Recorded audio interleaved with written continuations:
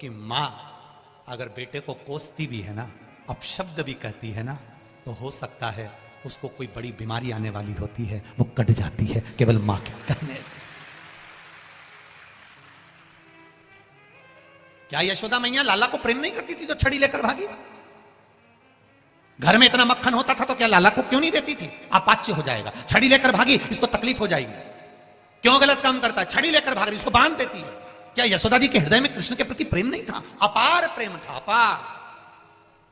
पर बच्चों का अहित नहीं चाहती थी। मेरा भी मेरी मां से निवेदन है, अपने बच्चे को खूब प्रेम करो, दिल से प्रेम करो, दुनिया के सारे तारे तोड़कर तुम अपनी औलाद को दे दो, मना नहीं है। पर एक निवेदन है, अपने बच्चों को तारों के साथ में संस्कार जरूर दे दो। देव तोड़ करता है और उसके साथ में संस्कार दीजिए। अपने बच्चों को ज्ञान दीजिए, संस्कार दीजिए, उत्तम ज्ञान देने का प्रयास कीजिए कि मेरा बच्चा भी रोज मंदिर जाए। छोटे छोटे बच्चे स्कूल जाने से पहले उनके हाथ में लोटा पकड़ा दो, जाओ मंदिर जाओ, जल्दी आना, घर के पास में मंदिर है।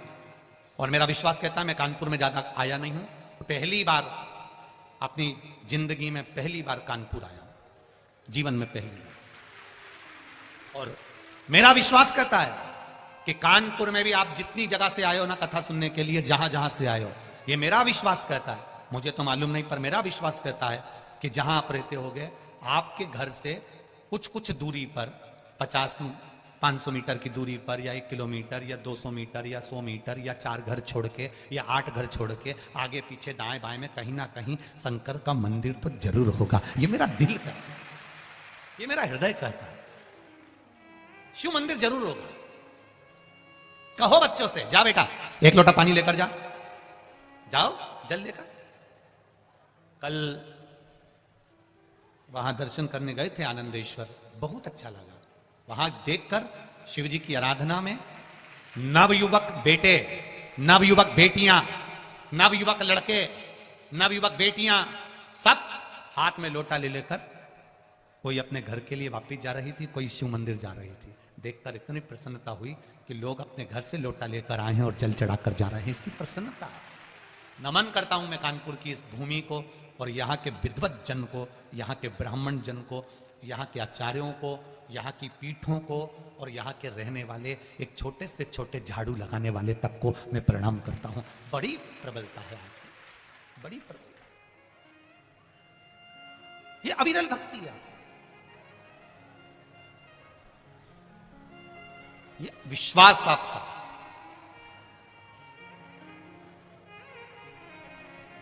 मर्यादा आपकी, आपका भरोसा, आपकी दृढ़ता शिव के प्रति है। मां कभी बुरा नहीं चाहती, मां कभी बुरा नहीं बोलती, और बोलती है तो समझ लेना कि कहीं बच्चों का हित होना होगा।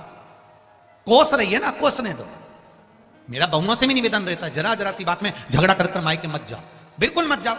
और ना तुम्हारे घर में झगड़ा हो रहा है तो मायके वालों को भी मत बताओ, और ना उनको उसमें बुलाओ। हो गया ना, निपटेंगे। कई लोग थोड़ा सा झगड़ा हुआ अदालत पहुंच जाते हैं, तलाक की नौबत आ जाती है, तलाक की बात होने लगती है। मेरा निवेदन है, आप जितने भी लोग बैठे हैं, लड़की की शादी के लिए ना जाने कितने लड़के देखे होंगे, और लड़के की शादी के लिए ना जाने कितनी लड़की देखी होगी। कितने लड़के तुम्हारे विवाह के लिए ना जाने कितने संबंध आए, और कितने संबंध देखे, तब जाकर तुम्हारी किस्मत में ये लिखे थे जिनसे तुम्हारा विवाह हुआ है। और कितनी लड़की देखी, तब जाकर तुम्हारी किस्मत में ये जगदम्बा लिखी थी, कितनी देखी। अब सोचो, ललाट पर अगर तुम्हारी किस्मत में ये लिखा है और तुम्हारी किस्मत में ये लिखी है, तो तुम झगड़ा कर कर तलाक ले भी लोगे ना, और दूसरी शादी कर भी लोगे, तो ये पक्का है, ये जैसा मिला है इससे दुगना भेरू मिलने वाला है, पक्का है, और भारी। इसलिए थोड़ा सा राजीनामा करना सीखो, थोड़ा सा आपस में समझौता करना सीखो, थोड़ा आपस में स्नेह करो, झगड़ो करो, थोड़ा प्रेम रखिए, थोड़ा स्नेह। लिखन वाले ने अगर दुख लिखा है तो वो दुख तो मिलेगा, चाहे तुम कुछ भी करो।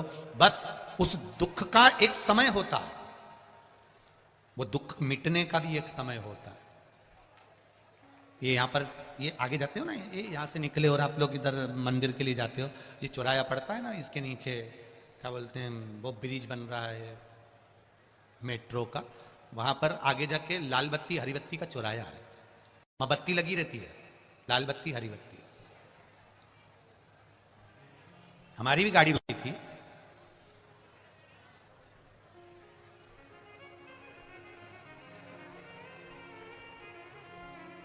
लाल बत्ती हुई, थोड़ा बोलो बोलो रुक जाओ, हरी हो गई, चल दो। जैसे लाल बत्ती और हरी बत्ती होती है, थोड़ा सा रुक जाओगे, थोड़ा स्पीड स्लो कर लोगे, थोड़ा सा रुकोगे, उसमें तुम्हारा लाभ है, आगे जाओगे तो ट्रैफिक जाम नहीं मिलेगा। इसलिए लाल बत्ती हरी बत्ती होती है। हमें बुरा जरूर लगता है कि ट्रैफिक वाले ने रोक दिया, पुलिस वाले ने रोक दिया, पर समझो बत्ती लाल है, थोड़ा रुक जाओ, तुम्हारी भलाई के लिए रोका है कि आगे जाओगे तो रास्ता क्लियर मिलेगा। हरी बत्ती आई, तुरंत दौड़कर चले जाओ, रास्ता क्लियर है, आगे बढ़ जाओ। उसी तरह अगर जीवन में थोड़ा दुख आए, थोड़ा तकलीफ आए, थोड़ा कष्ट आए, घर में क्लेश आए, थोड़ा ना थोड़ा बीमारी आए, थोड़ा सा सब्र करना, भगवान के चरणों में बैठना, लोटा भर जल चढ़ाना, 2-3 महीना उससे भजन करना, दिल से कहना लाल बत्ती एक ना एक दिन हरी हो जाएगी और रास्ता क्लियर हो जाएगा, रास्ता क्लियर।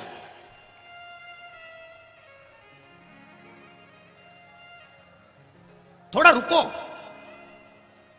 पर आज के जमाने में तो लोगों को तुरंत निर्णय चाहिए, तुरंत, बस मैंने जल चढ़ाया और मेरा रिजल्ट आना चाहिए, मैंने बेलपत्री चढ़ाई, मेरा काम होना चाहिए। अरे भाई, कहीं जाते हो तो पहले तैयार होते हो, कथा में आते हो तो पहले तैयार होते हो, उसी तरह भजन भी पहले से करो।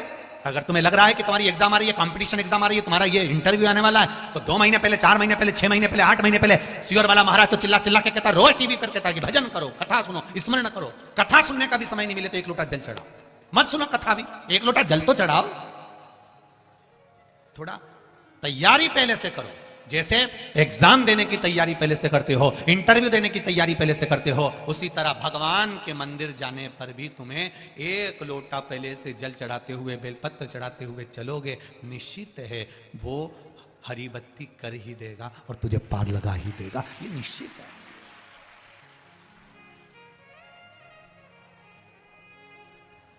खाली न जाता कोई दर से तुम्हारे, ये शिव है।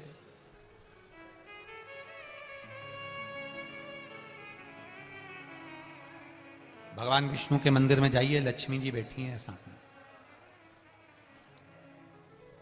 नारायण भगवान सो रहे हैं, लक्ष्मी जी क्या कर रही हैं? बोलो बोलो, जम के बोलो, चरण दबा रहे हैं।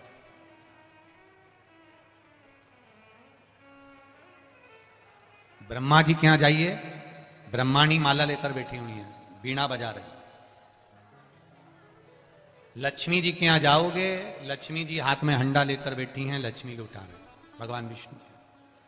और शंकर भगवान के यहां जाओगे तो माता पार्वती एकदम फ्री बैठी है, हाथ जोड़ के एकदम। इनके हाथ में ना बीणा है, ना कोई हंडा है, ना कोई घड़ा है। लक्ष्मी जी को देखकर, ब्रह्माणी को देखकर माता पार्वती जी ने भी शिव जी से पूछा था, मैं क्या पकड़ के बैठूं, मेरे को बताओ आप, ये मैं बीणा लूं कि हंडा लूं कि गगरा लूं कि कुछ लूं। गंगा जी को देखो तो हाथ में जल मिलता है, नर्मदा जी को तो देखो हाथ में जल मिलता है, जितनी माताओं का दर्शन करोगे किसी न किसी के हाथ में कुछ ना कुछ मिलता है, पर पार्वती जी का हाथ तो यूं बैठी है हाथ जोड़ के। शिव जी से पूछा मैं क्या करूं, शंकर भगवान कहने लगे, पार्वती सुन, नारायण भगवान के यहां अगर कोई आएगा, लक्ष्मी जी लक्ष्मी लुटाने में लगी हैं या चरण दबाने में लगी हैं, वो व्यस्त है। भगवान उठ के बहुत जल्दी आए जाए, वो भी श्रेष्ठता में। ब्रह्मा जी की ब्रह्माणी भी सेवा में लगी है। भगवान शिव ने पार्वती से कहा, मैं नेत्र बंद करके बैठ जाता हूं पार्वती, मैं तो तप में डूबा रहता हूं, मान लो अगर कोई मेरे दरवाजे पर आया, तू तो बैठी है ना, तेरे तो आंख बंद नहीं है। कभी भी शंकर जी के मंदिर में जाकर देखना, पार्वती के नेत्र बंद नहीं मिलेंगे, पार्वती आंख खोलकर हाथ जोड़ के बैठी है। करें दर्शन सबने, कभी भी आंख बंद करके पार्वती शिव जी के मंदिर में नहीं बैठी है, आंख खोल के बैठी है। शिव जी का नेत्र भले बंद है, गणेश जी भी बैठे हैं तो आंख खोलकर, कार्तिकेय बैठे हैं आंख खोलकर, शंकर के मंदिर में, भोलेनाथ जी के मंदिर में जितने भी देवता मिलेंगे सब आंख खोलकर बैठे हैं, केवल शिव आंख बंद करके। शिव जी ने सबको कह रखा है, देखो मेरे मंदिर में कोई आए, मैं नहीं मिल पाऊं या मैं नहीं दे पाऊं तो यहां से खाली मत भेजना। कभी पार्वती तू झोली भर देना, कभी गणेश तुम भर देना, कभी कार्तिकेय तुम भर देना, कभी तुम भर देना, खाली ना जा, खाली न जाता कोई दर से तुम्हारे, खाली न जाता कोई दर से तुम्हारे, मैं भी खड़ा हूं नन्ही बाहें पसारे, मैं भी खड़ा हूं नन्ही बाहें पसारे, अपने हृदय से लगा लो, लगा लो, गिरा जा रहा हूं, उठा लो, भोले अपने दर से अब तो न टालो, गिरा जा रहा हूं, उठा लो, हे शिव, हे शंकर। शिव कथा कर रही है, बहुला मनोरथ को दूध पिला रही है। आज भी हमारे यहां गाय बछड़े को दूध पिलाती हुई दिखती है तो शुभ माना जाता, आज भी। कितना सुंदर कहा है, यदि कोई पितृ, घर के पूर्वज, घर के बुजुर्ग, घर के बूढ़े,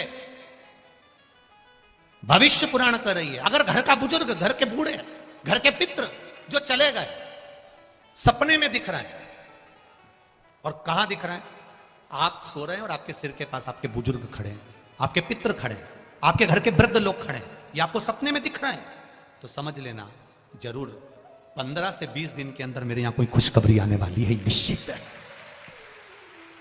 कोई खुशखबरी मिलने वाली है। ये हमारे यहां भविष्य पुराण कहती है। और यदि वही पितृ, वही पूर्वज, वही घर के बूढ़े, वही बुजुर्ग हमारे पांव के पास स्वप्न में नजर आ रहे हैं कि मेरे पांव के पास बैठे हैं, समझ लेना कि घर में किसी ना किसी को एक बड़ी बीमारी जरूर घेरने वाली है, कोई रोग आने वाला। और वही पितृ, वही पूर्वज, वही पितर, वही घर के बुजुर्ग, वही बुढ़े, वही बूढ़े जो मर चुके हैं, वो तुम्हारे सपने में अचानक आए और आकर तुरंत चले जाएं, तो भी समझ लेना कि कोई कष्ट आने वाला था, पर वो ज्यादा समय टिकेगा नहीं, तुरंत चले जाएगा, निश्चित। फिर वर्णन किया भविष्य पुराण में, मान लो घर के बुजुर्ग, घर के पितर, मरे हुए व्यक्ति जो मर चुके हैं, वो सपने में आपको नजर आ रहे हैं और लगता है कि हमारे घर की दीवार पर बैठे हैं या पेड़ पर बैठे हैं या वृक्ष पर बैठे हैं, स्वप्न में आप उनको ऊपर बैठा हुआ देख रहे हो, तो समझ लेना कि कहीं ना कहीं हमारे बच्चों की तरक्की का योग बन गया है, और बच्चों का या तो विवाह होगा या उसकी नौकरी लगेगी, या तो तरक्की हो रही है या विवाह होगा या नौकरी लगेगी, निश्चित है। ये भविष्य पुराण का, हमारी पुराणों में बहुत कुछ लिखा है कि आप अगर केवल पुराणों का स्मरण कर लें, केवल पुराणों को अगर पढ़ लें तो जीवन की सार्थक। हमसे कई लोग कई प्रश्न करते हैं, आप जो बताते हो वो क्या शिव पुराण में है? हम कहते हैं एक बार दिल से गीता प्रेस गोरखपुर की शिव पुराण लीजिए और आराम से बैठकर पढ़िए, एक एक शब्द पढ़ना कि काली मिर्च क्यों चढ़ती है, बेलपत्र क्यों चढ़ती है, दुर्वा का प्रयोग कब होता है, सफेद दुर्वा का प्रयोग कब होता है, भगवान को भस्म किस समय चढ़ाई जाती है, भस्म भी कितने प्रकार की होती है, भस्म का स्वरूप कितना होता है, त्रिपुंड लगाते समय ये 2 उंगली का प्रयोग करने के बाद आखिरी उंगली नीचे क्यों खींची जाती है? तुम तो मंदिर में गए, चंदन लिया, 3 उंगली खींच कर आ गए।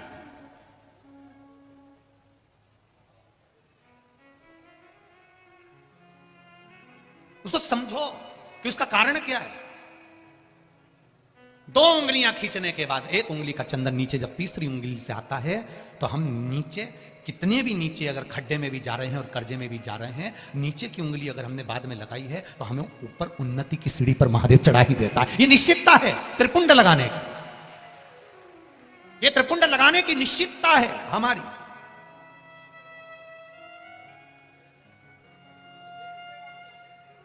से पूछ रहे हैं, साहब कर्जे में हो गए, साहब कर्जे में हो गए, बहुत कर्जा है, बहुत कष्ट है, कर्जा कैसे चुकेगा, कर्जा कैसे चुकेगा। हमने ये पूजन कराई, हमने वो कराया, हमने वो कराया, हम महाराज के पास गए, हम वहां कॉलेज पहुंच गए, हमने वहां पहुंच गए। कोई कहता तुम्हारा घर बंधा है, कोई कहता तुम्हारी दुकान बंदी है, कोई कहता कोई भूत लग गए, कोई कहता ये लग गए। कुछ नहीं लगा, ये कर्म की गति है, कर्म की गति। ये मेरे भाई लोग बैठे हैं, इनको मालूम होगा, एक ऐसी सील आती है, सील ऐसी मोहर, उसमें उल्टा लिखा होता है, पर कॉपी पे ठोको तो सीधा दिखता है। उसी तरह महादेव के मंदिर में जब जाओ, कुछ चीजें बड़ी विचित्र होती है। शंकर जी के मंदिर में पलट कर देखना, शिव जी के मंदिर में अपना मस्तक रखना। मस्तक इसलिए रखा जाता है कि कहीं कुछ उल्टा लिखा हो और कर्जा मर्जा लिखा हो तो नीचे झुकाऊंगा तो सीधा हो जाएगा, सील लगेगी तो सीधी होगी।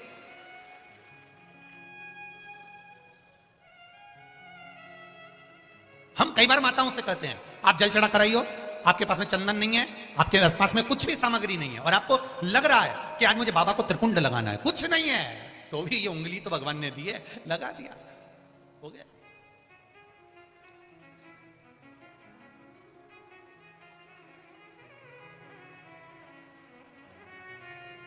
कभी कभी अपने को हासिल का मानना पड़ता है। विधान